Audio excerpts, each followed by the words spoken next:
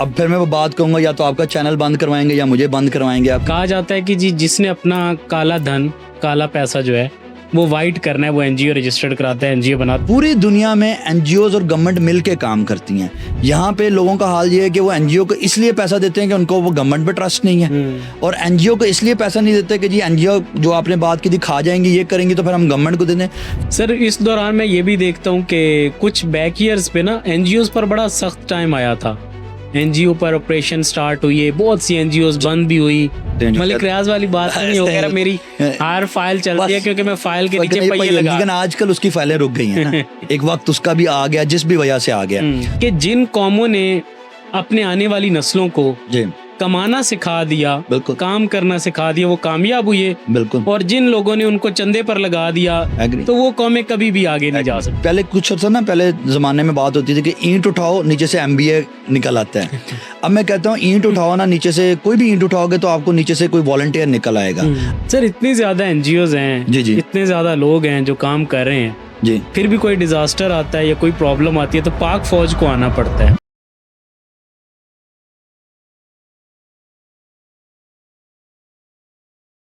आज के टाइम में जिसको 2-4 हज़ार लोग जानने लग जाते हैं वो कोर्स बेचना शुरू कर देता है, और बहुत बहुत सी ऐसी एग्जांपल्स हमारे सामने हैं। लेकिन ऐसे लोगों से आप लोग कम मिले होंगे जो सिखाते हैं लेकिन पैसे नहीं लेते हैं, जो सिखाते हैं लेकिन चार्ज नहीं करते हैं। आज हमारे साथ एक ऐसी शख्सियत मौजूद है जिन्होंने आज से 13-14 साल पहले एक ख्वाब देखा, एक ऐसा ख्वाब जो शायद उस वक्त लगता था कि हकीकत में नहीं बदलेगा, लेकिन वो ख्वाब आज परवान चढ़ा और आज वो शख्सियत, उनका नाम और उनकी ऑर्गेनाइजेशन हमारे सामने है। लोगों को कोर्सेज भी करवा रहे हैं, फ्री वाले कोर्सेज, और लोगों की ज़िंदगियां भी बदल रहे हैं। और यूथ तकरीबन यूथ के लोग जानते हैं कि ये कौन लोग हैं और क्या कर रहे हैं। हमारे साथ हैं मोहम्मद अदील जावेद साहब। सर कैसे हैं आप? अल्लाह करम, मैं ठीक ठाक, आप बताएं। बेहतरीन। हम आपके ख्वाब का जिक्र कर रहे थे जी। कैसे शुरू किया सर, कब शुरू किया और क्या मिशन था? आज से तकरीबन अब तो 16 साल हो गए हैं। एफएससी स्टूडेंट था जब मैंने ये इनिशिएटिव लिया। सोचा कि बातें बहुत होती हैं, हर बंदा बहुत बातें करता है और करते कुछ नहीं है, और हमें करना चाहिए कुछ। और बस मकसद यही था कि हमें सोसाइटी को कुछ रिटर्न करना है, कुछ वापस देना है सोसाइटी को, और हमारी जिम्मेदारी है। तो बेसिकली आइडिया यही था। अल्लाह ताला ने इंसान को बहुत कुछ दिया होता है और साथ ही अल्लाह ताला बहुत कुछ लेता भी है। ये दोनों चीज़ों का अल्लाह ताला का कोई ना कोई मकसद होता है जो मैं या आप या ये दुनिया को आसानी से समझ नहीं आता। तो बेसिकली यही था कि मेरे रब ने मेरे से लिया भी बहुत कुछ और दिया भी बहुत कुछ, और मुझे ये लगा कि कहीं मेरी जिम्मेदारी है कि मैं लोगों को कुछ ना कुछ रिटर्न करूं, जो मैं सीखता हूं वो सिखाऊं। तो यही एक मकसद था। उसमें उसको नाम आप जो भी ले लें, इनिशिएटिव स्टार्ट किसी और वजह से किया, किसी और मकसद के तहत किया, बट अल्टीमेटली वो एक ऑर्गेनाइजेशन बनाई जिसका मकसद ये था कि हम सोसाइटी में हेल्प आउट कर सकें, वेलफेयर का काम कर सकें, चैरिटी का काम कर सकें। तो फिर ये स्टार्ट होगी जर्नी। सर इस दौरान मैं ये भी देखता हूँ कि कुछ बैक ईयर्स पे ना एनजीओ पर बड़ा सख्त टाइम आया था। एनजीओ पर ऑपरेशन स्टार्ट हुई है, बहुत सी एनजीओ बंद भी हुई। अब वो कुछ वाकई लोग काम करने वाले थे, कुछ नाम नेहाद एक सर्कल जो चल रहा था। उस टेन्योर में आपके माइंड में क्या आया कि इस सेटअप को क्लोज कर दिया जाए या जाना है या क्या करना? ये बड़ा अच्छा सवाल है। ये मुझे हमेशा होता है। हम सिर्फ उस टेन्योर के लिए नहीं, डेली बेसिस पे होता है। लेकिन मकसद बड़ा था। आपको यूथ ऑर्गेनाइजेशन लाहौर में या पंजाब में शायद ही कोई मिलती हो जो कि यूथ ऑर्गेनाइजेशन अपने स्कूल, कॉलेज, यूनिवर्सिटी के अंदर as a youth club society बनी हो, लेकिन उसने तमाम ये मुश्किल से मुश्किल मराहल जो आप कह रहे हैं वो पूरे किए हों। सो हम 2010 में बने, 2014 में रजिस्टर्ड हुए और 2022 में हमें बैंक अकाउंट मिलता है। तो ये हमारी बहुत बड़ी जर्नी है। So I am proudly saying to everyone. अब मुझे लोग राब्ता करते हैं, पूछते हैं, यूट्यूब पे कुछ सुन लेते हैं और राब्ता करते हैं, सर कैसे? मैंने कहा यार बड़ी मुश्किल हमने किया और हम करते रहे हैं। मकसद बड़ा था। मकसद ये नहीं था कि हमने चैरिटी चलानी है, हमने एनजीओ बनानी है, एनजीओ से करना है। नहीं, मकसद सिर्फ ये था कि हमें अपना हिस्से की शमा जलानी है। किसी ना किसी तरीके से चल सकती है, तो वो हमने चलाई रखी। ख्वाब बड़ा था और वो करते रहे। आज भी कई दफ़ा होता है, हालात ऐसे होते हैं, सोचते हैं कि यार बंद कर दो, फिर बाद में स्टार्ट होता है कि मैं हमेशा कहता हूँ कि whenever you are about to quit, just remember कि आपने स्टार्ट क्यों किया था। तो वो जब स्टार्ट किया याद आता है कि क्यों स्टार्ट किया था और आज कितने लोग हमारे साथ अटैच हैं, तो फिर दिल करता है कि करते रहो। सर मैं बुक्स पढ़ता हूँ ना, तो मैं हमेशा ये चीज़ें भी पढ़ता हूँ और देखता हूँ कि जिन कौमों ने अपने आने वाली नस्लों को जी कमाना सिखा दिया, बिल्कुल काम करना सिखा दिया, वो कामयाब हुए। बिल्कुल और जिन लोगों ने उनको चंदे पर लगा दिया, जिन लोगों ने 2000 4000 महीना 10,000 महीना बेनज़ीर फंड और फलां फंड पे लगा दिया, वो मैं किसी पार्टी का जिक्र नहीं कर रहा, जनरल बिल्कुल जो भी आते हैं, एग्री तो वो कौमें कभी भी आगे नहीं जा Agree. सकती। मुझे आपकी ये बात बड़ी अच्छी लगी जी कि आप लोगों को जो है वो ट्रेन कर रहे हैं, लोगों को बता रहे हैं और अपने पास। तो सर कौन सी ट्रेनिंग्स हैं और यूथ के लिए क्या क्या प्रोग्राम्स हैं? बिल्कुल एक्चुअली देखें आइडिया वही है बेसिकली जो आपने स्टार्ट में इंट्रो में बात की या आप बात की, देखें हर काम को सीखना बहुत ज़रूरी है। आज मार्केट में जो आपने थोड़ी देर पहले बात की ना, बहुत एनजीओज खुलती हैं, ख़त्म होती हैं, बनती हैं, या प्रॉब्लम में आती हैं, प्रेशर में आती हैं, बंद होती हैं, सिखाया नहीं जाता ना काम। तो हमारा मैंने जो सीखा, मेरी टीम के लोगों ने जो सीखा, वो एज अ वॉलंटियर स्टार्ट करके इतनी लंबी जर्नी की, तो मारें खा खा के सीखा, बैंक अकाउंट कैसे खुलेगा, रजिस्ट्रेशन कैसे होगी, वॉलंटियरिज्म कैसे चलता है। आज पहले कुछ अर्सा ना, पहले ज़माने में बात होती थी कि ईंट उठाओ नीचे से एमबीए निकल आता है। अब मैं कहता हूँ ईंट उठाओ ना, नीचे से कोई भी ईंट उठाओगे तो आपको नीचे से कोई वॉलंटियर निकल आएगा। आप उससे पूछोगे जी किसी इदारे के साथ ज्वाइन है जी, वो 10 के नाम ले लेगा, यहाँ यहाँ यहाँ यहाँ काम है। हमारे वक्त में आज से 10 साल पहले तक ऐसा मामला नहीं था, हमें बहुत मेहनत की काम करते। सो हमारी ट्रेनिंग जो थी बेसिकली ये, हमने तकरीबन 3.5-4 साल पहले एक प्रोग्राम लॉन्च किया जिसका हमारा मकसद था कि हमने लोगों को वॉलंटियरिज्म पे सिखाना है कि सीख के एनजीओ में जाएं, हमारे पास आएं, किसी भी बड़े इदारे के पास जाएं, एनजीओ के पास जाएं, लेकिन उनको आता हो। तो हमारा जो मेन फ्लैगशिप प्रोग्राम है वो है VFTP, volunteer flagship training programme, ठीक है। जिसमें हम 7 to 10 डेज के वॉलंटियरिज्म के ऊपर सेशन देते हैं, क्योंकि वी बिलीव कि एक वॉलंटियर को 4 चीज़ों का पता होना बहुत ज़रूरी है। नंबर 1 फिलोसफी ऑफ फिलैंथ्रोपी, ये फिलैंथ्रोपिक वर्क, चैरिटी वर्क है क्या। Number 2 communication skills, number 3 leadership skills, number 4 fund raising techniques. क्योंकि जो एनजीओ सेक्टर है ना, वो फंड रेजिंग के बगैर नहीं चलता। आपके दिमाग में, किसी और के दिमाग में, ऑडियंस के किसी दिमाग में कोई बहुत शानदार आइडिया होगा, वो कहेगा मैं बना लूंगा, फंड्स कहाँ से आएंगे, ठीक है। तो वो फंडिंग का मैकेनिज्म बहुत जरूरी है। तो बड़े से बड़े इदारे कोलैप्स करते हैं, तो हम वो फंड रेजिंग टेक्निक्स भी सिखाते हैं। तो this is a free of cost programme, जिसमें हम तकरीबन 49 बैचेस पढ़ा चुके हैं। बस अब जब पॉडकास्ट रिकॉर्ड हो रहा है, इसके 1-2 दिन के अंदर हमारा 50th बैच स्टार्ट होगा, और हम 2000 प्लस वॉलंटियर्स ट्रेन कर चुके हैं इस काम में। तो ये one of the core programme है हमारा। बट हमारा डिपार्टमेंट हमने बनाया वॉलंटियर डेवलपमेंट प्रोग्राम के तहत, उसको पूरा डिपार्टमेंट पूरा प्रोग्राम दिया है कि और भी अगर प्रोग्राम्स हैं, और भी ट्रेनिंग्स हैं, एडवांस लेवल वॉलंटियरिज्म की ट्रेनिंग्स हों या किसी और चीज़ों की हों, तो हम वो भी वहीं पे अपने इदारे के अंदर उसको एटलीस्ट करवाएं।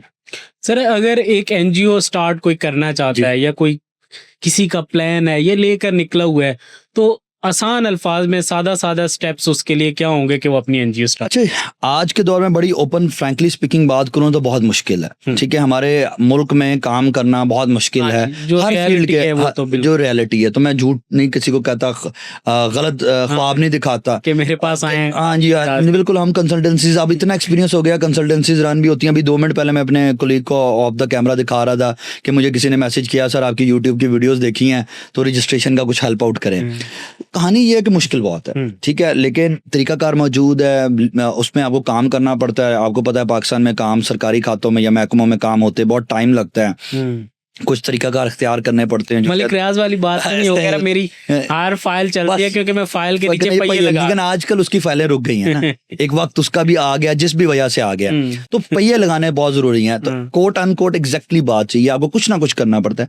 सो पाकिस्तान में दूसरा बड़ा मसला ये है कि आपको ये क्लियर नहीं समझ में आएगा कि कैसे रजिस्टर्ड हो सकते हैं, लाइक कवानीन कौन कौन से हैं। तो वो बहुत सारे हैं, मैंने अपने यूट्यूब के ऊपर उसके ऊपर डिटेल वीडियोज भी की हुई हैं, तो कोई उसमें देखना चाहेगा डिटेल है, लेकिन मैं मोटा मोटा यहाँ पे भी ऑडियंस के लिए कनेक्ट होने के लिए बता देता हूँ। सर 1860 का रजिस्ट्रेशन एक्ट है, सोसाइटीज रजिस्ट्रेशन एक्ट, जो कि सबसे कॉमनली यूज होता है। So you have to go to a वकील, यो कंसल्टेंट हायर करें, कोई करें, वो आपके डिफरेंट जहाँ जिस सिटी से बिलोंग करते हैं उनके सिटी डिस्ट्रिक्ट से आपको वो करवाना पड़ता है। फिर उसमें आगे बहुत सारे हैं, पंजाब में रहने वालों के लिए पंजाब चैरिटी कमीशन बन गया है, आपको वो करना पड़ता है। SCCP से भी सेक्शन 42 की कंपनी बन जाती है।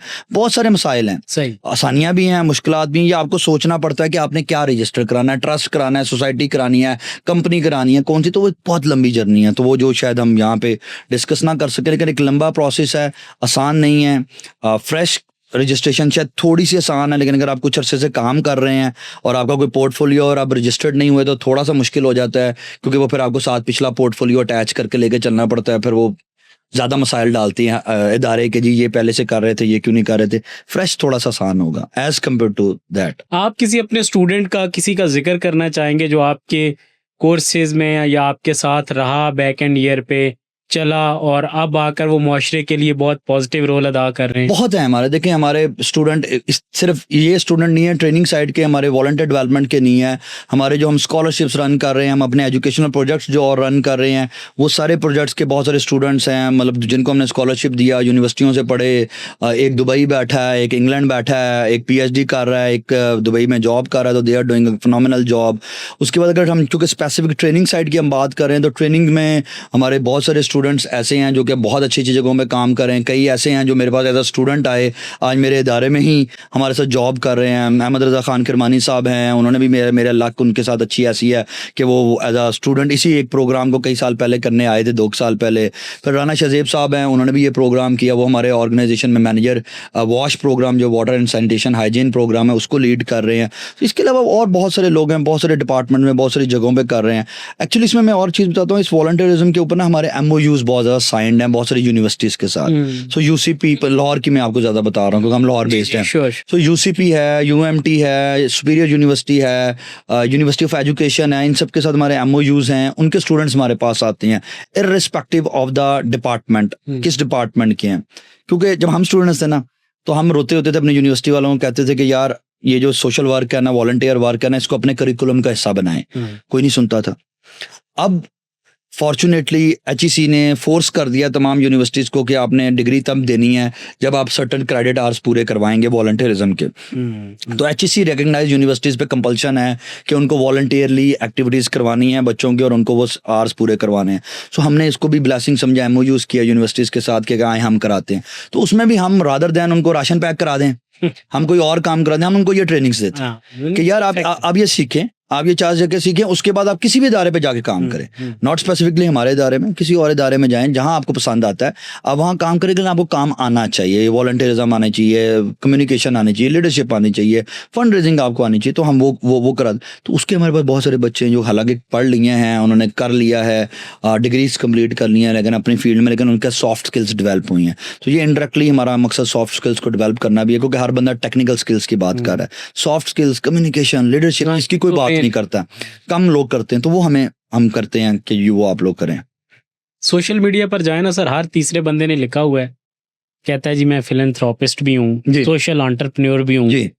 और लेकिन सोशल एंटरप्रेन्योरशिप और फिलैंथ्रोपिस्ट या इनकी रियल डेफिनेशन क्या है? वॉलंटियर रियल्स में कौन है? अच्छा देखें, ये वही बात मैं जैसे सिंपल वर्ड एंटरप्रेन्योरशिप, और जब बिजनेस पढ़ाते हैं अगर कोई सुन भी रहे होंगे तो वो कहेंगे कि यार ये क्या बातें कर रहा है।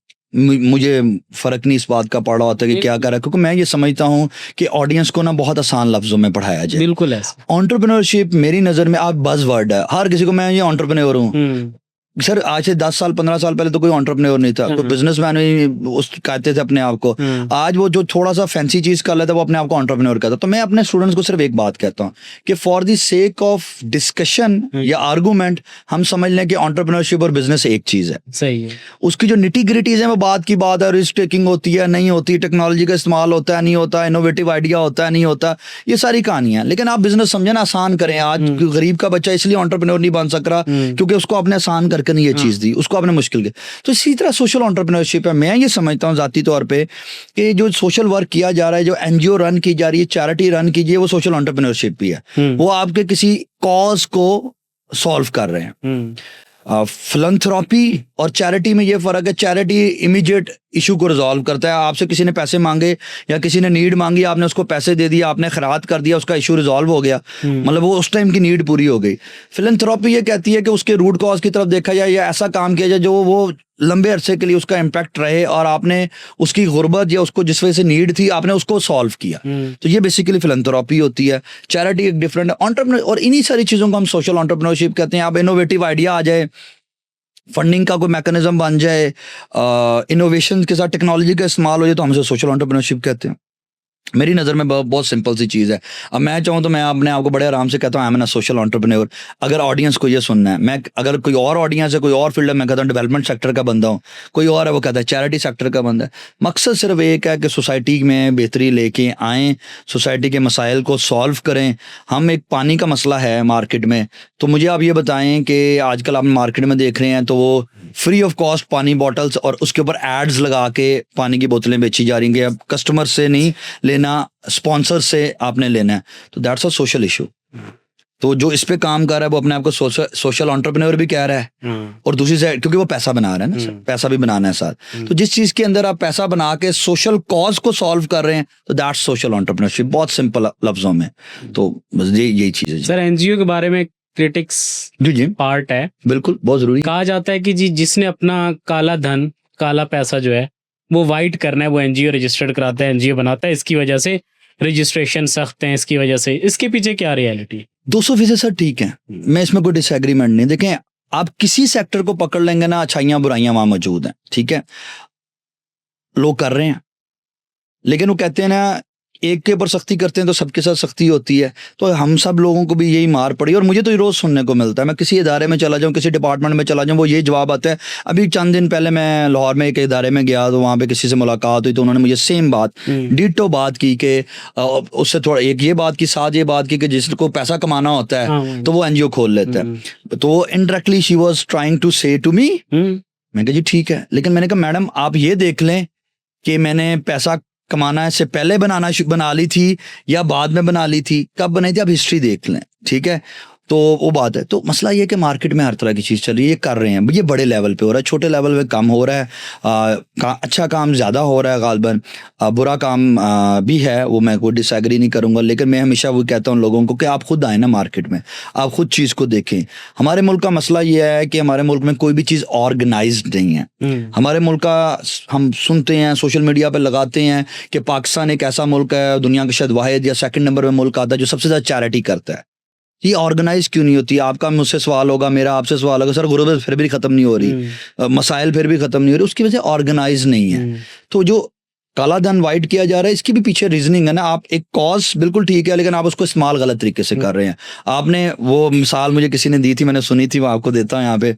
एक बादशाह कहीं जाता है, उसको ना घोड़ा पसंद आता है, सही है, तो वो कहता है ये मुझे तो ये घोड़ा चाहिए। वो घोड़ा उसका मुशीर उसको कहता है भाई ले लो, तुम ले लेता है। वो कहता है इसको मुझे तो नहीं देखभाल करनी। उसने कहा जी इसके लिए मालशी रखते हैं एक, वो मालशिया रख लेते हैं। कुछ अरसे बाद वो मिलता है, घोड़े का अस्तबल जाता है, देखता है तो घोड़ा वो कहता है यार इसकी तो सेहत कम हो रही है, क्या हुआ? तो मालशिया कहता है कि मुशीर कहता है सर मालशिया सही लगता है, काम नहीं कर रहा। कहता क्या करें? कहता इसके ऊपर ना सुपरवाइजर रख दें, इसके ऊपर वो रख दें। सही, वो ठीक है, उसने कहा जी रख लेते हैं। कुछ अरसे बाद फिर जाता है, वो कहता है फिर वही मसला है। कहता सर जो सुपरवाइजर है ना वो ठीक काम नहीं कर रहा, क्या करें? इसके ऊपर सुपरवाइजर रख दें। तो वो ये चेन चल पड़ती है, इशू रिजॉल्व नहीं। हमारे मुल्क में भी यही मसला है हर लिहाज में। इदारा काम सही नहीं कर रहा तो आप उस इदारे को ठीक नहीं करे, उसके ऊपर एक और इदारा खोल दिया। सोसाइटीज एक्ट, SCCP, ट्रस्ट, ये सारे बने हुए थे, इसके ऊपर चैरिटी कमीशन लगा दिया। उनको नहीं ठीक किया इसको। अब हम जैसी एनजीओ को जलालत है, पहले उधर सर्टिफिकेट पूरा करो, फिर इधर सर्टिफिकेट पूरा करो। इनके पास जाते हैं, वो कहते हैं पहले उनका लेके आओ, उनके पास जाते हैं, पहले कहते हैं इनका लेके आओ। तो ये मसाइल ज़रूर हो गए हैं, लेकिन वो लोगों ने किया है, चीज़ें की हैं। ऑडिट रिपोर्ट्स आप उनकी देखें, आप उनका काम देखें। मैं डोनर को सिर्फ एक बात कहता हूँ, आपकी जिम्मेदारी है हमसे रसीद लेना, आपकी फ़र्ज़ है हमसे रिकॉर्ड मांगना। हम मेरा जो डोनर है ना सर, कोई तकरीबन 90% 95% डोनर मुझसे रसीद नहीं मांगता। ट्रस्ट है उनको मेरे पिछले 16-17 साल के काम पे, लेकिन मैं उनको कहता हूँ यार रसीद तो कटेगी। मैं काटूंगा, आपको नहीं चाहिए मैं फाड़ के फेंक देता हूँ, लेकिन मेरे ऑडिट के अंदर आनी है, मुझे रसीद काटनी है। तो ये ट्रस्ट डेवलप होता है, डेवलप करना पड़ता है। ईदी साहब का नाम आपके सामने है, बहुत बड़े नाम है। इमरान खान साहब का नाम लेंगे तो हम कॉन्ट्रोवर्शियल हो जाएंगे यहाँ पे बैठ के, लेकिन शौकत खान हम एक बहुत बड़ा इदारा है, ठीक है ठीक है, ऐसे कह लें कासिम के अब्बा। अभी तो रिसेंट पॉडकास्ट में किसी ने अब्बा अब्बा कह दिया तो वो भाईजान इंटरव्यू छोड़ के चले गए थे, आपके अब्बा होंगे, किसी को अब्बा कहा गया था तो कासिम के अब्बा। सो उनका काम बहुत ज़्यादा। शौकत खान हम इंटरनेशनल स्टैंडर्ड का शायद one of the only institute Pakistan में आपको मिलेगा जिसको पूरी दुनिया की तरफ से आपको वो मिलती है कि आपने स्टैंडर्ड सेट किए हैं। No doubt. इंडस हॉस्पिटल है, नाम लेते रहे, ख़त्म नहीं होते। अल्लाह वाले ट्रस्ट है, क़ुव्वत है, Al-Khidmat, they are doing phenomenal work. Criticism आसान है, अच्छाइयाँ बुराइयाँ होंगी। अगर आपको, मुझे, ऑडियंस में किसी को लगता है कि ये काम ठीक नहीं हो रहा तो आप ठीक तरीके से कर दें, आप आगे बेहतर अंदाज में कर दें, हमें बता दें कि ये काम कैसे हो सकता है। लेकिन मकसद सिर्फ ये कि सोसाइटी का भला होना चाहिए, काम होना चाहिए, गलत की निशानदेही करें, सही की तरफ आप आगे बढ़े। मेरा ये ओपिनियन है इस बारे में।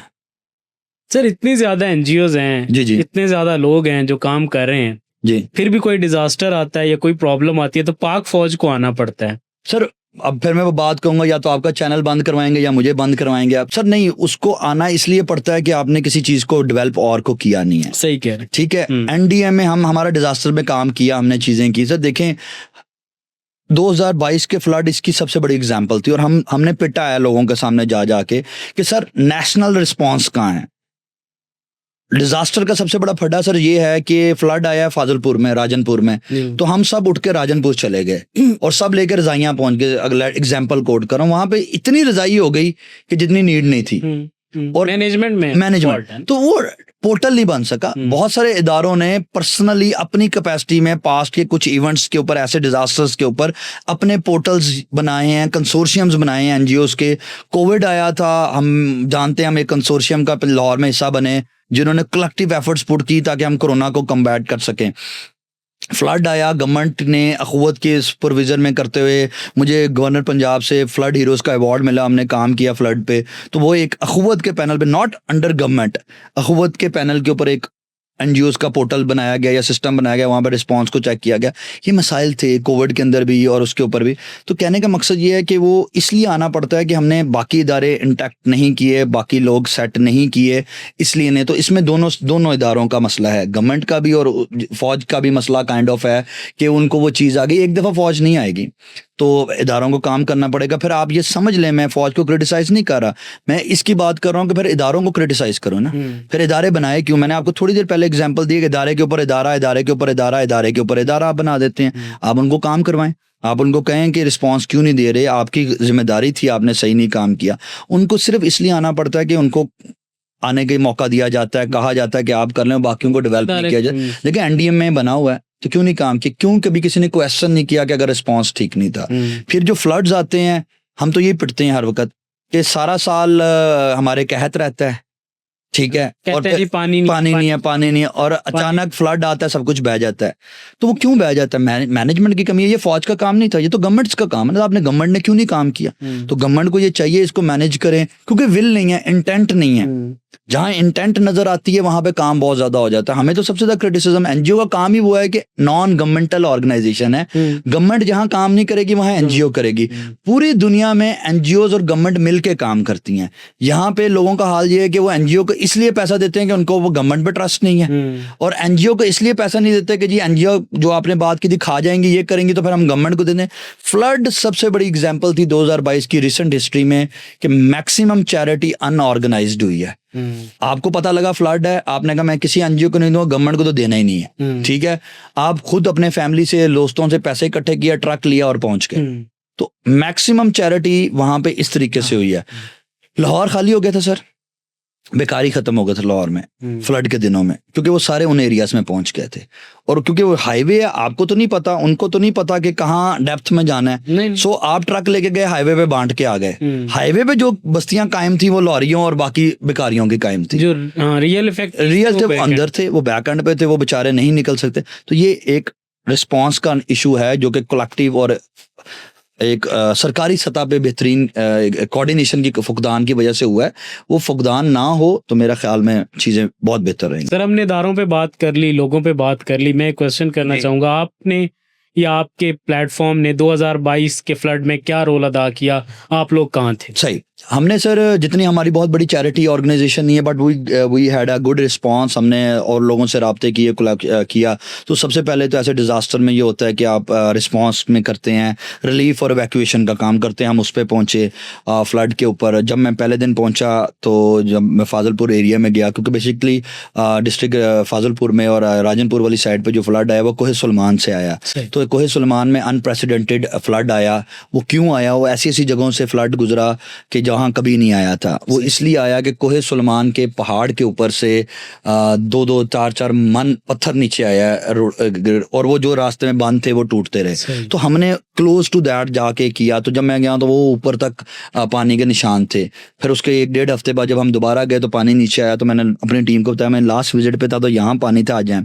तो हमने पहले सर 1.5-2-3 हफ्ते हमने रिलीफ पे काम किया। हमने इवैक्यूएशन तो हम नहीं कर सकते थे, हमारे रिसोर्सेज नहीं, वहाँ पे जो बड़े इदारे कर रहे थे या फौज कर रही थी या गवर्नमेंट कर रही थी।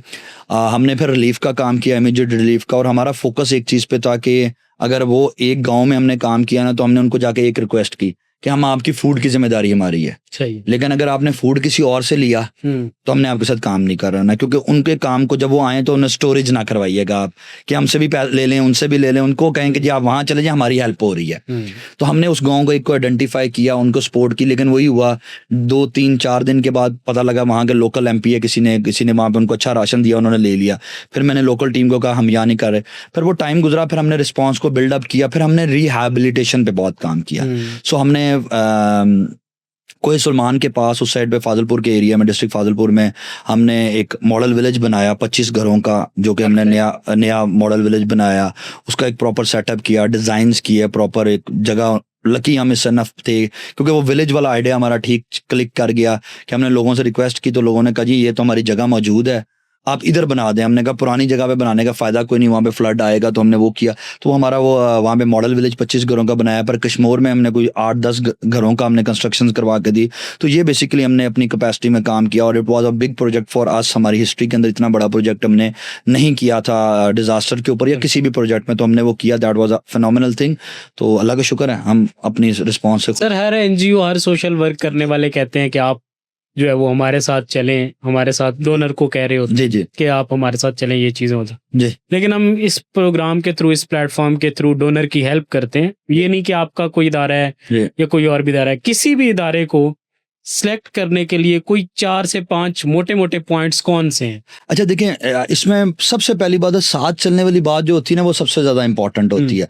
मैं भी अपने किसी डोनर को ये नहीं कहता कि मुझे डोनेट कर दो, खासतौर पर जो नया डोनर होता है, मैं उनसे रिक्वेस्ट करता हूँ यार हमारे ऑफिस आएँ, हमारी प्लेस पे आएँ, हमारा स्कूल देखें जो हमारा प्रोजेक्ट है मेन, आप वो देखें, हमारी उसमें सर्विसेज देखें, हम उसमें क्या कर रहे हैं वो देखें, और फिर आप बताएं कि आपका किसी में इंटरेस्ट है और हम क्या बेहतर कर सकते हैं, तो हम मिलके बेहतर कर लेंगे।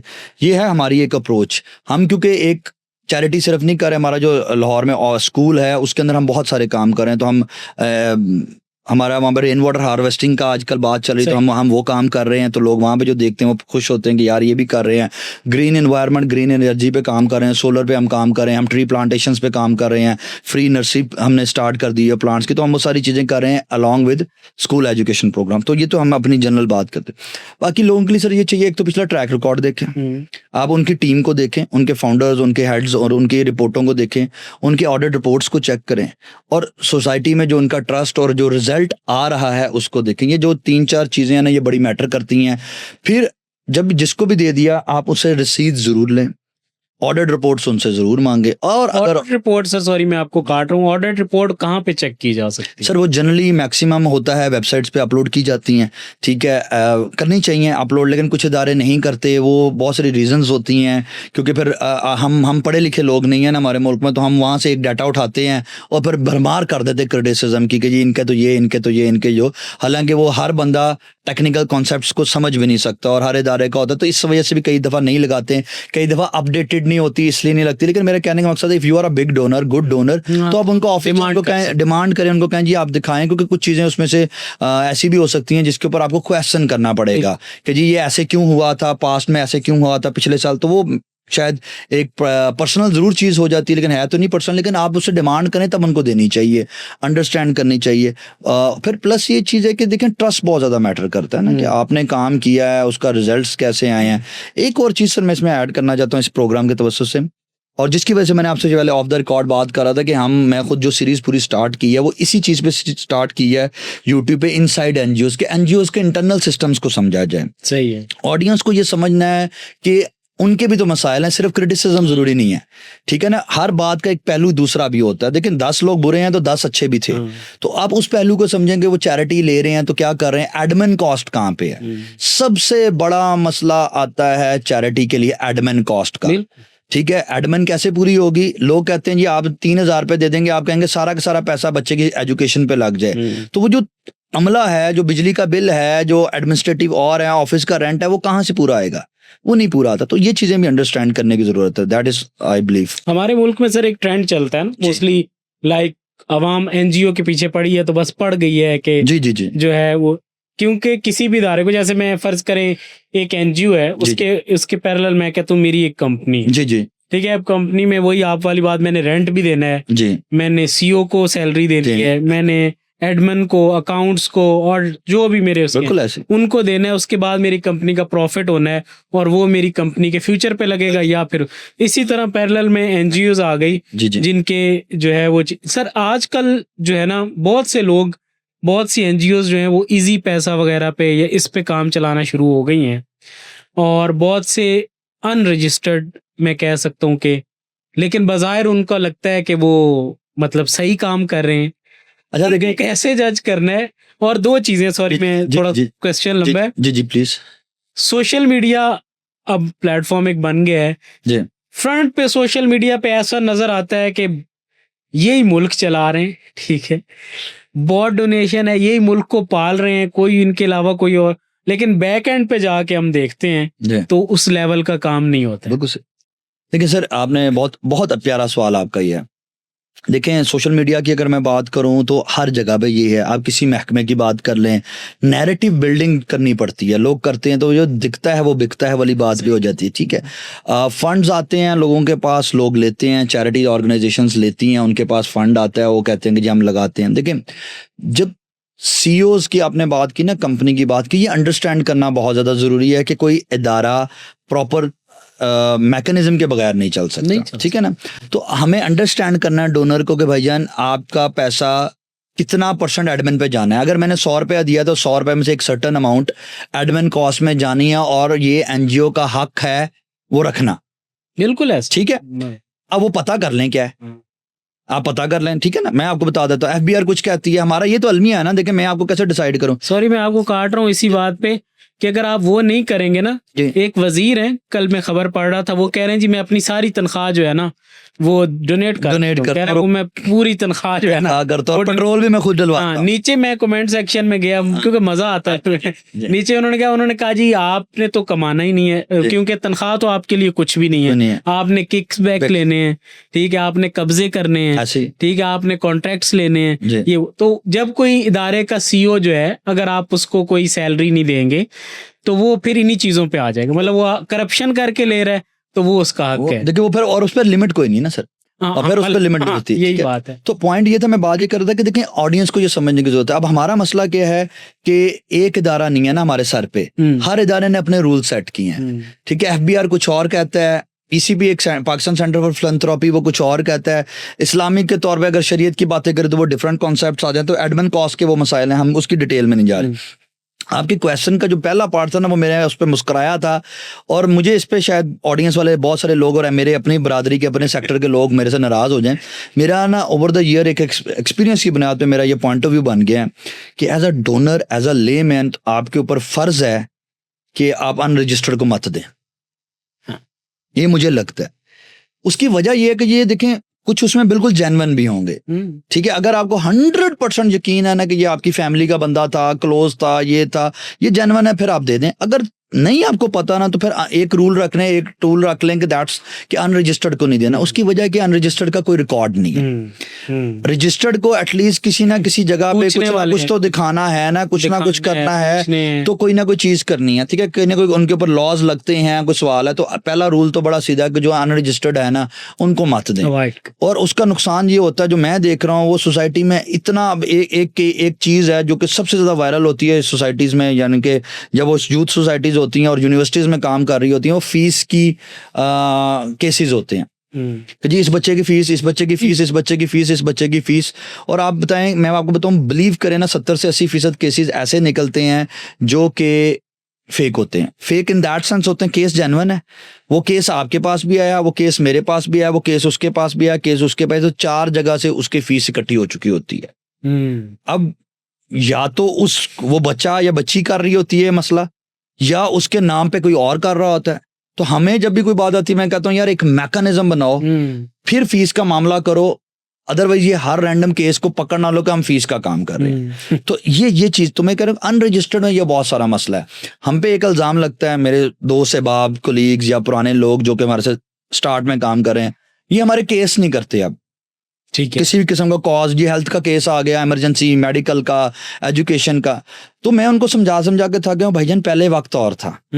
अब जैसे जैसे हम रजिस्टर्ड की मराहल तय कर रहे हैं, ठीक है, हम पे लाइबिलिटीज और लीगल एक्शंस बहुत ज्यादा हो गए। तो हमने जो जमा कराया है ना, उसमें हमने ये नहीं जमा कराया कि हमने फलाना केस करना था, हमने वहां पर रजिस्टर कराया हमारे ये स्कूल है, हमारा ये काम है, तो हम नहीं कर सकते क्योंकि हम उसको ऑडिट में ला नहीं सकते, फीस का रिकॉर्ड सामने नहीं आ सकता, चेक से पैसे निकालना, बड़े मसाइल आ जाते हैं, तो हम वो नहीं कर सकते। तो इससे मेरी अंडरस्टैंडिंग जनरल पब्लिक के लिए डेवलप होती है। और वही बात मैं वापस करता हूँ कि हमारे मुल्क में ऑर्गेनाइज चैरिटी नहीं है, ये है वो ऑर्गेनाइज चैरिटी का मैकेनिज्म। हालांकि सॉरी मैं आपकी बात, हालांकि मैंने कई जगह पढ़ा है या सुना है कि पाकिस्तान मतलब टॉप कंट्रीज में से है चैरिटी पे। सर वो इसलिए है ना, अभी आपको दो चीजें बताता हूँ, एक तो यह है कि टॉप पे हैं, लेकिन अगर आप ऑर्गेनाइज चैरिटी की बात करते हैं तो मैंने कुछ 1.5-2 साल पहले बात की, देखे एक वर्कशॉप अटेंड की थी, ज़कात यूटिलाइजेशन एज पर शरिया कंप्लायंस, ज़कात utilisation in NGOs as per शरिया कंप्लायंस। तो उसका डाटा में था, मुझे याद नहीं एग्जैक्ट फिगर, आगे पीछे हो सकती है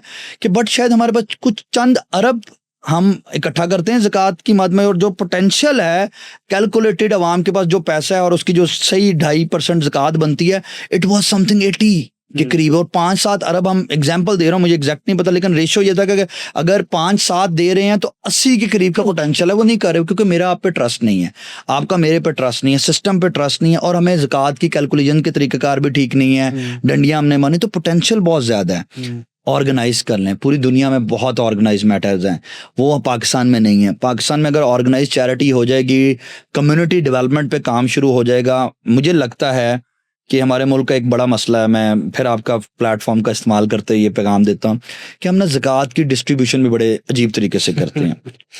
फॉर एग्जाम्पल, मुझे 30,000 रुपये ज़कात देनी थी, बिल्कुल, मैं क्या करता हूँ या मेरे घर वाले, हम लोग क्या करते हैं, हम वैसे हम ये करते नहीं, लेकिन मैं बता रहा हूँ जनरल अपने एग्जांपल के तौर पे कि जी मैंने उसको 5,000 दे दिया उसकी हेल्थ के काम के लिए, सही है, 5,000 उसको दे दिया, 10,000 उसको दे दिया, मैंने डिवाइड किया। मुझे शायद लगता है कि हमारे कल्चर का हिस्सा है, हमें लगता है कि जितनों को देंगे उतनों को सवाब हमें ज्यादा मिलेगा। बिल्कुल, हालांकि सवाब तो उस 30,000 का मिलना है ना ज़कात का, वो चाहे 1 को दें या 10 को दें। अब वो जिसको मैंने एजुकेशन के लिए 5,000 दिया था, उसका वो एजुकेशन के बाद हेल्थ के लिए आपके पास चला गया, ठीक है, खाने के लिए उसके पास चला गया। तो ये जो प्रॉब्लम है ना, ये बड़ा मसला है। मेरे हो सकता है आप भी इजी हो कि 30,000 एक केस को दे दें, आप भी इजी हैं कि आपने वो किया और दूसरा उसकी भी जरूरत उस लेवल। आपकी फील्ड, आपकी तो फील्ड ये है ना एंटरप्रेन्योरशिप बिजनेस की, जब हम बात करते हैं तो अगर उस 30,000 में 50,000 में कोई कुछ पंगा ले ले, कोई कारोबार कर ले, कोई और चीज कर ले, तो उसका अगले साल नहीं मिलेगा ना। मेरे एक उस्ताद थे बिजनेस, उनसे मैंने पढ़ा एंटरप्रेन्योरशिप के ऊपर ट्रेनिंग स्कील लम्स में उनके साथ, अलमास हैदर साहब हैं, लाहौर चैम्बर ऑफ कॉमर्स के प्रेसिडेंट भी पिछले कुछ अर्सा पहले रहे हैं। तो उनसे किसी ने एक दिन सवाल किया और मैं वहाँ में बैठा हुआ था, तो उन्होंने बात की, उन्होंने कहा जी मैंने ना एक दफ़ा ट्रैवल कर रहा था, तो मेरे पास साथ फ्लाइट में अलीगढ़ यूनिवर्सिटी इंडिया के इस्लामिक स्टडीज डिपार्टमेंट के चेयरपर्सन या हेड जो भी है ना, डीन बैठे थे। अच्छा। मैंने उनसे सवाल किया कि जनाब आप मुझे ये बताएं कि ज़कात के 8 मसारिफ तो बयान हैं कुरान में, लेकिन उन 8 में से भी मैं किसको दूं? तो उन्होंने कहते हैं जी मुझे एक जवाब दिया और वो मेरे दिल में बैठ गया, दिमाग में बैठ गया और मैं उसको फॉलो करता हूं। उन्होंने कहा कि ऐसे ज़कात दो, ऐसे इंसान को, उन 8 में से ऐसे बंदे को या बंदी को फैमिली दो कि अगले साल वो ज़कात लेने वाला ना रहे। तो कहते कि यार हम अब हर साल रमज़ान, जब हम रमज़ान में कैलकुलेट करते हैं ज़कात, तो हम उससे पहले वो फैमिली ढूंढते हैं कि जिसको हम दें और वो अगले साल ज़कात की उससे बाहर आ जाए। ये बहुत बहुत सिंपल, हम इस पे इतनी लंबी बात कर सकते हैं कि आपका टाइम खत्म हो जाएगा। ज़कात की खूबसूरती इतनी बड़ी है ना, जो हम नहीं समझ सके ऑडियंस। सर हमारे सिस्टम में तो ज़कात ना, मैं आपको कि बहुत से जो बैंक्स के प्यारे कस्टमर होते हैं ना, ये बैंक तो, और सिस्टम पे भी बिलीव नहीं है, तो बैंक उनको कॉल करता है, कहता है कि सर पैसे अपने निकाल लें वरना ज़कात जो है डिडक्ट हो जाएगा। कल जो है वो सर वो भी टेक्निकली वो भी तरीका अगर सही है, वो बैंक वाले सही करते हैं, क्योंकि गलत तरीके से काटी जा रही है ज़कात। सरकार काट रही है, ट्रस्ट नहीं है उनको कि भाई जब मैंने जाती तौर पे देना है, अब सरकार काट के पता नहीं कहाँ ले गए, ठीक है, अब मैंने काट के किसी नीडी को दी, उसको फायदा हुआ, मैं इंटरनली भी थोड़ा सेटिस्फाइड हो गया। और इस्लाम भी यही कहते हैं ना, आप पहले अपनी ज़कात देनी है, पहले जांच पड़ताल करो और हक वाले को दो जिसको हक बनता है। तो वो मैं वैसे बात कर रहा हूँ, ज़कात बहुत खूबसूरत होता है लिमिट है, चैरिटी से जुड़ा हुआ है और उसके इतनी डेप्थ है, हम अंडरस्टैंड जैसे जैसे मैं पढ़ता हूँ, क्योंकि मेरी फील्ड भी अब यही है, चीज़ें मैं करता हूँ, तो मैं अंडरस्टैंड करता हूँ ज़कात के साथ कितना कुछ जुड़ा हुआ है। तो अगर हमने सही मानों में ज़कात समझ ली, ज़कात की यूटिलाइजेशन समझ ली ना, तो हमारे मुल्क के सारे मसाइल ख़त्म है, हमारे लोगों के मसाइल ख़त्म है, गुर्बत ख़त्म है, देने वाला दे नहीं रहा, लेने वाला झूठ बोल के ले रहा है, गलत तरीके से ले रहा है, तो ये सारे मसाइल हैं। लेकिन अगर हम उस पर आ जाए ना, तो मेरा ख्याल से इन चीज़ें बहुत बेहतर हो सकती हैं हमारे मुल्क में। सर एनजीओज को ना कुछ प्रॉब्लम तो मेरे जैसे ले मैन जिसका एनजीओ से कोई ताल्लुक नहीं, उसको भी पता है, सही है, और वो है गवर्नमेंट, उसके रूल्स, डिपार्टमेंट्स, ऑर्गेनाइजेशन, उसके अलावा और क्या मसाइल से जो है वो गुजरना पड़ता है? सस्टेनेबिलिटी एक सबसे बड़ा मसला है, ठीक है। मैं ये समझता हूँ कि एक एनजीओ का, एक इदारे का ना ख्वाब बहुत मैटर करता है कि आपने कहाँ पहुँचना है, वो विजन क्या है, ठीक है, जिस जगह आपने पहुँचना है। तो जब आप उसके लिए तगोदो करते हैं ना, तो ये सारे मसाइल तो आपने बता दिए, और ये शायद बहुत बड़े मसाइल हैं, ठीक है, ये छोटे मसाइल नहीं है, इसकी वजह से बहुत बड़े मसाइल हैं।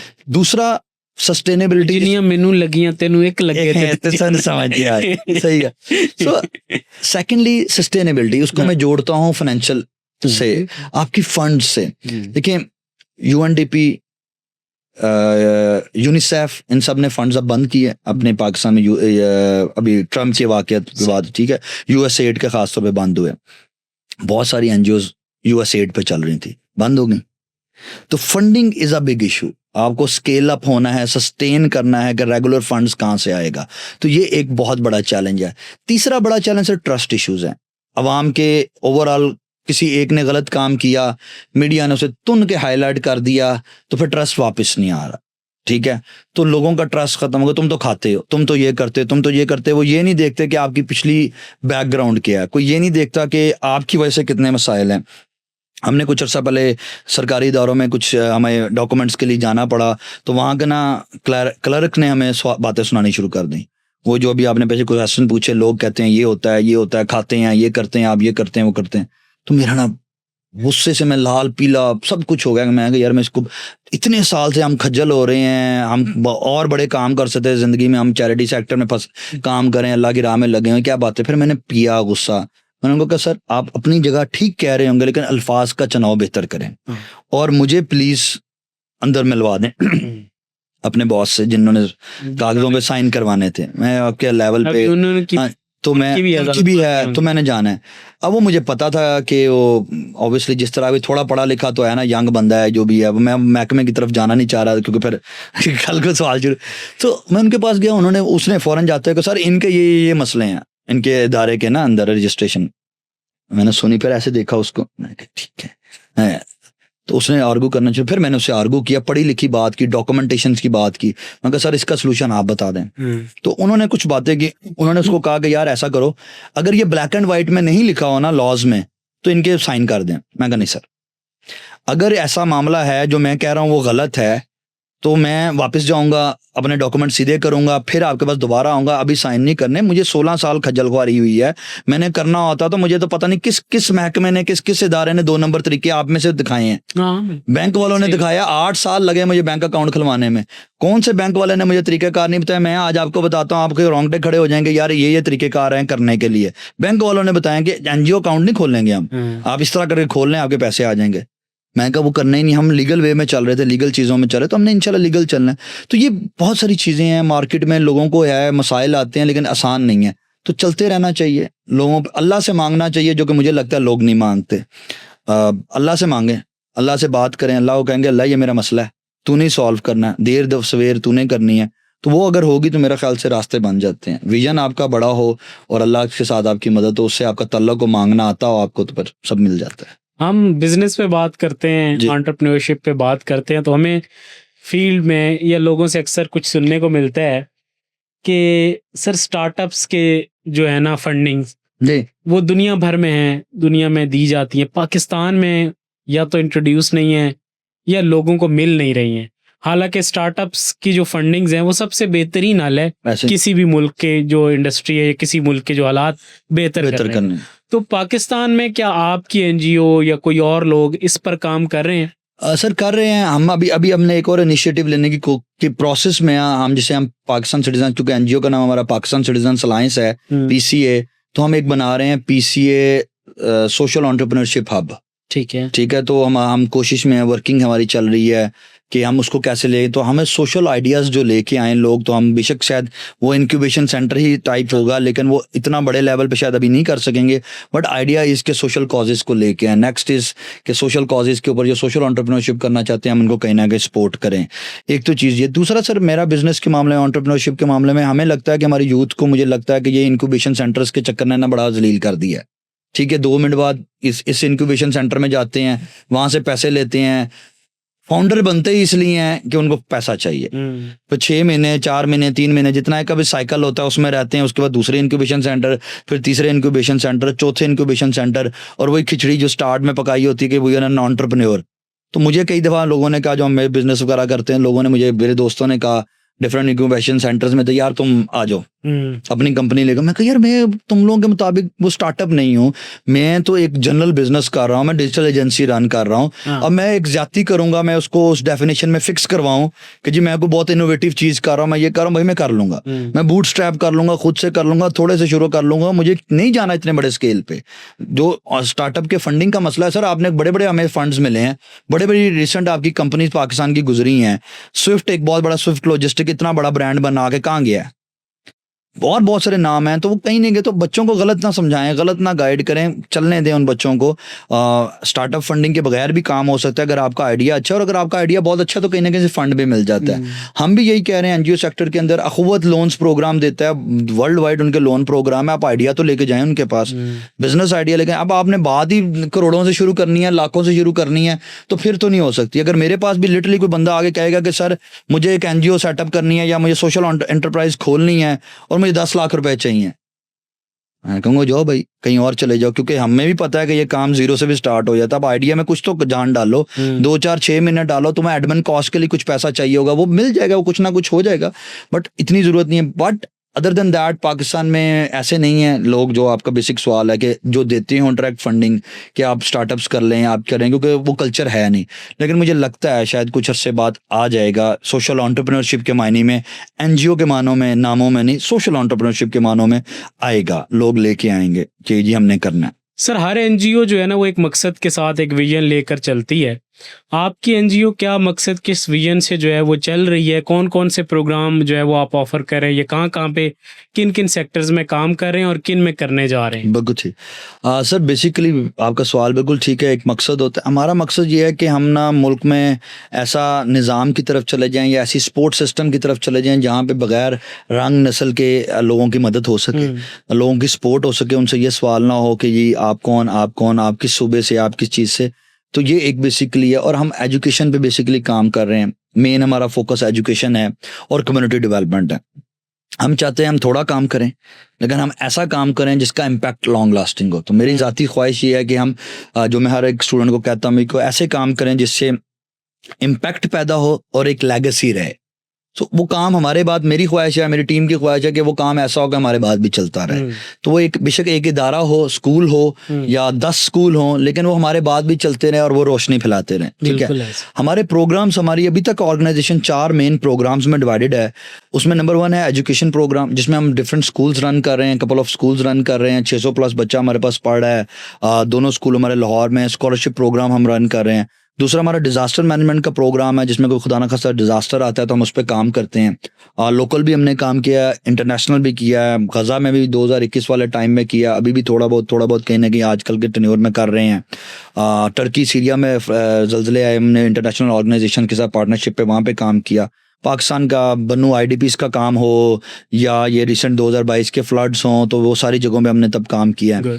और कम्युनिटी डेवलपमेंट हमारा तीसरा प्रोग्राम है, जिसमें हमारे मल्टीपल प्रोग्राम्स हैं, जिसमें एसआर हमारा मेन प्रोग्राम है। उसके अंदर बहुत सारे प्रोग्राम है। एसआर हेल्थ है, एसआर वाटर प्रोग्राम है, एसआर वॉश उसको हम कहते हैं, फिर एसआर कुर्बानी है, और जो सारा साल जो चैरिटी की कुछ चीज़ें चलती रहती हैं, सीजनल प्रोजेक्ट्स वो हैं।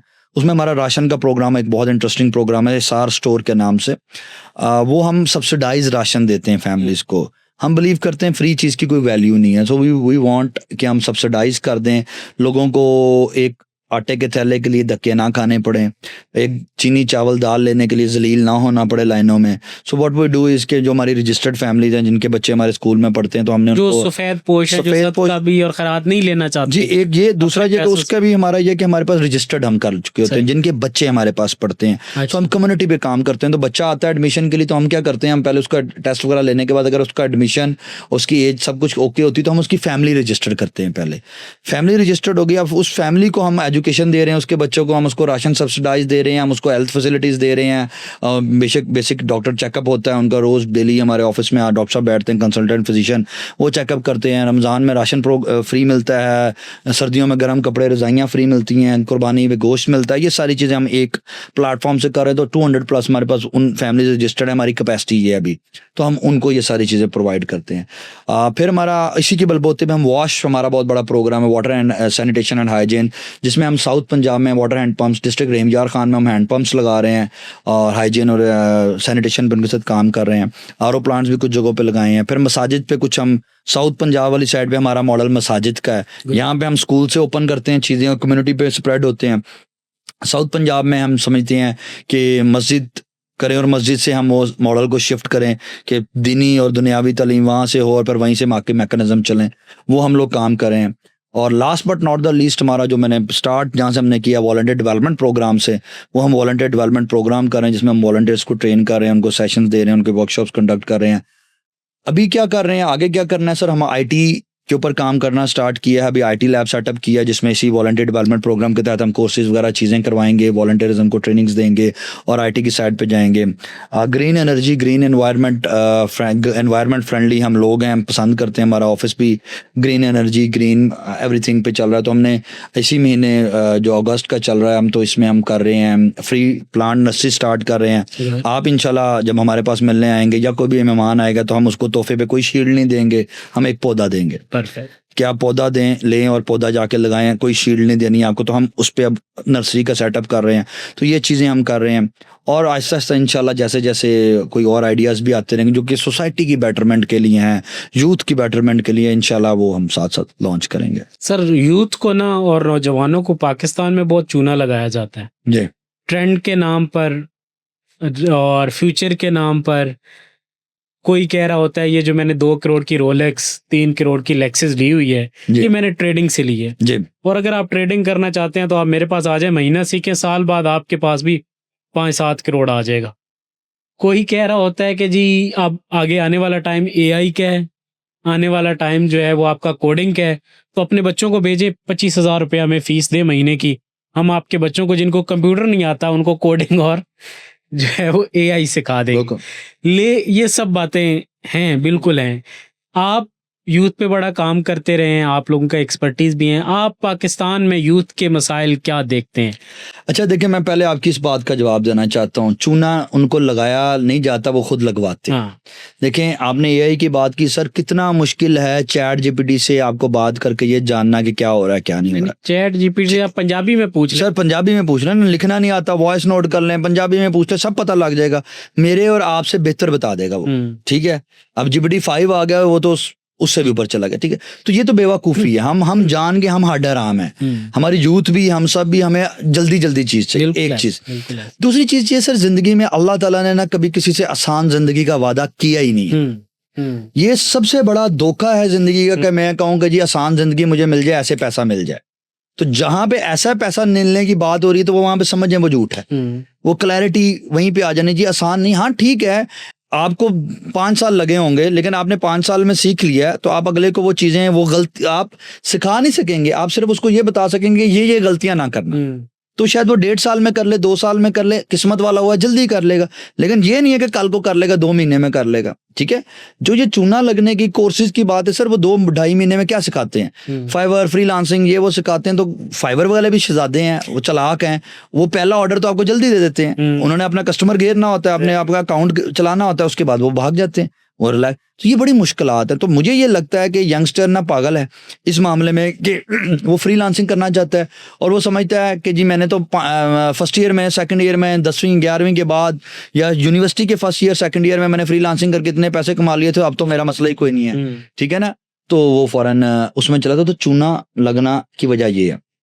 जहाँ तक बात फ्यूचर की सर, फ्यूचर के मसाइल वही हैं जो आज से 20-25 साल पुराने थे, जो 100 साल पुरानी बातों से शुरू करें, टेक्नोलॉजी के अलावा बात करें, उसमें मकसद ये है कि अपने मन में डूबकर पा जा सुराग ज़िंदगी। जिस दिन मेरी और आपकी नस्ल यूथ को ये समझ में आ गया कि अपने मन में डूबना है, अपने मसाइल का हल यहाँ ढूंढना है, बाहर नहीं ढूंढना, उसको समझ में आ जाना है। सर देखें, मैं यंगस्टर्स के साथ जब काम करता हूँ ना, तो मुझे ये अंडरस्टैंडिंग होती है कि आज आपने दो बातें की, आप AI की बात करें, ट्रेडिंग की बात करें, आप डिज़ाइन की बात करें, वेब की बात करें, किसी भी चीज़ की आप बात करें, तो रोज चेंज होता रहेगा। कल को आप रोबोटिक्स की बात करेंगे, परसों आप मशीन लर्निंग की बात करेंगे, तरसों किसी और चीज की बात करेंगे, वो तो चेंज होती रहेगी। क्या आपने अपने आप से जानना पहचानने की कोशिश की कि आपको ये क्यों करना है? आपको पैसा कमाना है, पैसा मुझे भी कमाना है, पैसा आपको भी कमाना है, पैसा उसको भी कमाना है, क्यों कमाना है? क्या पैसे ही सारी जिंदगी समझ लिया?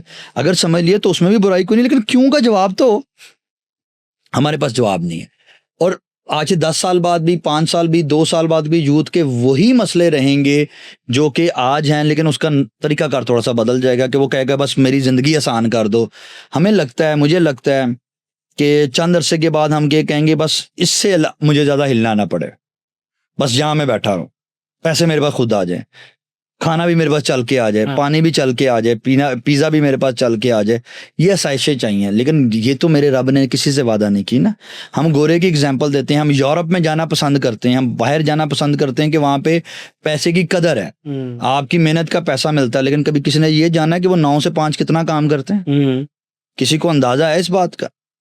किसी की ज़िंदगी, जो हमारे बहनें, भाई, बच्चे, बेटियां बड़े बाहर जाना चाहते हैं, उनको यहाँ तो आप एक ऑर्डर देते हैं, काम वाली ये सफाइयाँ करके जाती है, फलाना आपका वर्कर काम करता है, फलाना करता है, वहाँ सारा कुछ आपको खुद भी करना है और 9 से 5 नौकरी भी करनी है। ठीक है, ये हमारी यूथ को नज़र नहीं आ रहा। तो अक्सर यूथ मेरी जाना चाहती है बाहर, दिल करता है। बल्कि आज किसी से बात हो रही थी, पोस्ट भी थी, मैंने देखी, उन्होंने कहा जी बचपन में जो बड़े शौक से 14 अगस्त की झंडियाँ लगाना चाहते थे, लगाते थे, मनाते थे, आज वो सब पाकिस्तान छोड़ के जाना चाहते हैं। मेरा सबसे यही पॉइंट है कि यहाँ तो हम कहते हैं कि यहाँ कुछ नहीं है, वहां जाके सुकून करेंगे, वहां जाके भी सुकून ना किया तो क्या करोगे? क्योंकि वहां पे भी कुछ नहीं मिलता। तो अनफॉर्चुनेटली मसले ये हैं, हमें खुद को सीधा करना है, अपनी पहचान खुद करनी है। टाइम लगेगा, देर होगी, सवेर होगी। अल्लाह ताला ने, मैं ये समझता हूँ, मेरा एक बहुत जो कह लेना मेन कॉन्सेप्ट है लाइफ का, कि अल्लाह ताला ने आसान जिंदगी किसी से वादा नहीं की, और greatness can not be achieved without struggle. आपको मेहनत करनी पड़ेगी, स्मार्ट वर्क करके मेहनत कर लें, हार्ड वर्क करके मेहनत कर लें, लेकिन स्मार्ट वर्क कर लें, लेकिन मेहनत तो कहीं ना कहीं करनी पड़ेगी ना। आसानी से कोई चीज़ नहीं मिलेगी। सर आजकल बड़ा एक सवाल ट्रेंडिंग हो रहा है, डिस्कशन को क्लोज भी करते हैं प्लीज, कि 25 करोड़ पाकिस्तानी अवाम थी, 1 करोड़ बाहर चले गए, बाकी कितने बच गए? तो वो कहते हैं जी 1 करोड़ जो बाहर बच गए, बस वही बच गए, वही बच गए, बिल्कुल वही बच गए। सिर्फ यूथ को, वैसे तो आपने लास्ट कन्वर्सेशन जो हमारी पिछला क्वेश्चन था उसमें बताया, लेकिन यूथ के नाम कुछ अल्फाज, कुछ वर्ड्स जो आप करना चाहें कि यार ये चीज़ें हैं, ये रियलिटी है, इसको एक्सेप्ट कर लो तो आप कामयाब हो जाए। अच्छा, मैं ना हर जगह, एक तो पिछले मैसेज में क्वेश्चन में मैंने बात कर दी, एक चीज़ मेरी ज़िंदगी की लर्निंग में और है, मुझे बहुत शौक है फ़लसफ़ा और इसराई बाग। मैं कहता हूँ अपनी ज़िंदगी की डेफिनेशंस खुद बनाएं, आप बनाएं और लोगों को करें। और वही क्या होगा, आज मैं अगर इसको हर प्लेटफॉर्म में करूँगा ना, तो कल को यही वायरल हो जाएगी, सब कहेंगे मोहम्मद अदील जावेद ने कहा था। M.A. जावेद मेरा सोशल मीडिया नेम में है, तो मैं वहाँ पर सारे ये कहते हैं। मैं कहता हूँ सर, ज़िंदगी 2 तरह की है, ठीक है, इनफरादी और इज्तिमाई। बिल्कुल है। हम डिसाइड कर लें कि जिंदगी कैसी, कौन सी जीनी है। मसला तब आता है जब हम इन दोनों जिंदगियों को मिक्स करने की कोशिश करते हैं। ठीक है, अगर मैंने इनफरादी जिंदगी जीनी है ना, तो मैं मेरे माँ बाप, मेरी बीवी बच्चे, मेरी फैमिली, मेरी पढ़ाई, मेरा पैसा, इसमें कोई बुराई नहीं है। जो कहता है ना इसमें बुराई है, वो गलत है। कोई बुराई नहीं है, आप करें। सोसाइटी की ज़िंदगी, इज्तिमाई ज़िंदगी जीनी है, दुनिया का ख्याल रखना है, लोगों का ख्याल रखना है, इर्द गिर्द का अपने मैं से और अपने क्लोजर से बाहर निकल के भी लोगों के बारे में सोचना है, जो शायद हमारा दीन भी कहता है, हमारी सोसाइटी भी कहती है, डेवलप वो करना है, वो कर लें। जब हम इनको मिक्स कर देते हैं ना, वहाँ पे प्रॉब्लम शुरू हो जाती है। फॉर एग्जाम्पल, मैंने सारी ज़िंदगी मैं कर रही हैं, तो बहुत ठीक है। अपना करियर बनाने के लिए बाहर चला जाता हूँ, वहाँ जाके जब मेरा करियर सेट हो रहा होता है या हो चुका होता है, मुझे मुल्क याद आ जाता है, मुल्क की बुराइयां याद आ जाती हैं, मुल्क में होती तबाहियां याद आ जाती हैं। वहाँ बैठ के मैं क्रिटिसिज्म करता हूँ, खुद भी कुड़ता रहता हूँ, तकलीफ में जाता हूँ, प्रॉब्लम आती है। तो ये इंटरमिक्स होता है, अपनी ज़िंदगी जो अच्छी खासी चल रही है उसको तबाह करने की दर पे चले जाते हैं। दूसरी तरफ इज्तिमाई ज़िंदगी जी रहे होते हैं, और फिर हम परेशान हो जाते हैं कि यार हमें तो कुछ मिला ही नहीं, वो देखो मेरा दोस्त कहाँ पहुंच गया, वो देखो वहाँ कहाँ पहुंच गया, मुझे यहाँ मार पड़ गई, मुझे पकड़ के ले गए, मुझे ये करके ले गए, मेरे से चोरी हो गई, मेरे से तो इस मैं 15 साल पहले उधर चला गया होता, ये होता। ये मिक्स ना करे, ये मिक्स जहाँ पे हमारे यंगस्टर, मैं हर एक को ये पैगाम देता हूँ, इसको मिक्स ना करें। जो समझ में आता है अपने मन में डूबकर पाजा सुरागे जिंदगी, अपने मन में डूबो, जो तुम्हें पसंद आता है वो तुम करो। एक चीज, दूसरी और लास्ट, दूसरी और फिर तीसरी, 3 बातें जरूर करूंगा। दूसरी बात सर, जो भी काम करना है ना, इसको माइंड में रख के काम करें कि इसका इम्पैक्ट क्या है और मैंने लेगेसी क्या छोड़ के जानी है, मेरे बाद पीछे क्या होगा, चाहे मेरी फैमिली के लिए, चाहे मेरी सोसाइटी के लिए, चाहे मेरी किसी भी चीज के लिए। Last but not the least is, तीसरी बात, बीइंग प्रिविलेज्ड का एहसास करें कि जो प्रिविलेज्ड होना है ना, वो बहुत बड़ी बात है। आपकी जर्नी और मेरी जर्नी सेम नहीं है, ना हो सकती है, किसी और के साथ मेरा मैच नहीं है, लेकिन जो प्रिविलेज्ड होते हैं वो रेस ही आगे से शुरू करते हैं, ठीक है ना। बहुत हाँ, हमारी जो रेस है कहाँ से शुरू हुई, मैं यहाँ कितने सालों में पहुंचा हूँ, ये मेरी जर्नी थी। किसी और ने शुरू ही 50 फुट आगे से किया था। इसकी मिसाल से समझा देता हूँ, एक एक्टिविटी, एक एक्सरसाइज, एक कहावत कह लें, जो मर्जी इसको कह लें। दैट वाज के एक रेस हो रही थी, उसमें पूछा गया, सब लोग स्टार्टिंग लाइन में खड़े थे, उनसे कहा गया कि जिनके एक माँ बाप में, दोनों में से एक माँ बाप जिंदा है तो वो एक स्टेप आ जाए आगे, वो कुछ स्टेप आगे आ गया। कहा गया जिसके दोनों माँ बाप जिंदा है वो एक और स्टेप आगे आ जाए, जिसके पास इतने पैसे हैं वो और एक स्टेप आ जाए। तो इस तरह स्टेप आगे आगे होते रहे। ये है वो प्रिविलेजेस। आप अमीर के घर में पैदा हुए हो, फलाना, आज अमीर का बच्चा अमीर क्यों होता है? क्योंकि वो बाहर से डिग्री करके आता है, इतना बड़ी एम्पायर को चलाना शुरू कर देता है। कोई यूनिवर्सिटी का मालिक है, उसका बेटे को यूनिवर्सिटी मिलती है तो हम कहते हैं wow, he is doing phenomenal job, उसने यूनिवर्सिटी कितनी बड़ी कर ली। भाई मेरे और आपने तो वहां से शुरू नहीं की, कुछ लोग माइनस से शुरू करते हैं। बिल्कुल ऐसा, वो स्टार्टिंग लाइन से भी पीछे शुरू करते। भागना शर्त है, रेस में हिस्सा लेना शर्त है। जीत या हार मुकद्दर की बात है, बात की बात है, लेकिन आप भागें और उसको इनकरेज करें कि मैं रेस में हिस्सा। तो मुझे कभी इससे परवाह नहीं है। मैं इसलिए यंगस्टर्स को भी, यूथ को भी यही कहता हूँ, लोगों को भी यही कहता हूँ, इस चीज़ की परवाह मत करें कि आपने रेस कब और कहाँ शुरू की थी। इस बात की परवाह करें कि आपने रेस में भागे हैं, एटलीस्ट हिस्सा लिया है, बाकी अल्लाह ख्याल करता है। तो यही कुछ चंद बातें थी जो मैं चेक करना चाह रहा था सर। थैंक यू सर, आपने हमें टाइम दिया, बड़ी अच्छी बातें हुई हैं जी सर। और इंशाल्लाह लोग भी हमें कमेंट में बता रहे होंगे कि क्या बात पसंद आई है और किससे वो इख्तलाफ करते हैं, क्योंकि इख्तलाफ रखना हर एक का हक है और मैं कहता हूँ कि करना भी चाहिए, बिल्कुल जरूरी, जिससे जो है वो लर्निंग होती है। Thank you sir. वेलकम जी, थैंक यू जी।